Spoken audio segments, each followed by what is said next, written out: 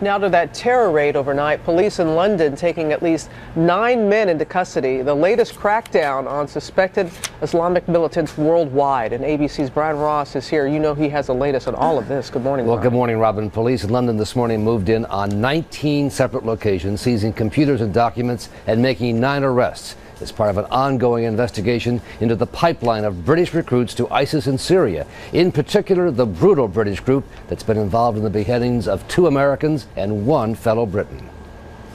Among those arrested this morning in London, radical Muslim cleric Anjem Choudhury, who just a few weeks ago told ABC News the beheading of American journalist James Foley by ISIS was just part of war and should not be considered so shocking. In war, people kill each other. However gruesome it may look, however much it may have shocked the world, the fact is it has circumstances and we cannot ignore those. Since then, a second American journalist, Stephen Sotloff, and a British citizen, David Haines, were both beheaded by ISIS.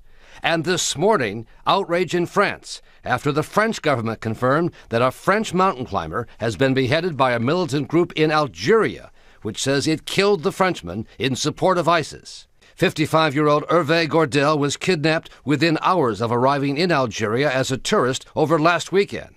Word of his execution came moments after President Obama spoke at the UN Tuesday about the threat of ISIS. The people of the world have been horrified by another brutal murder of Hervé Gordel by terrorists in Algeria.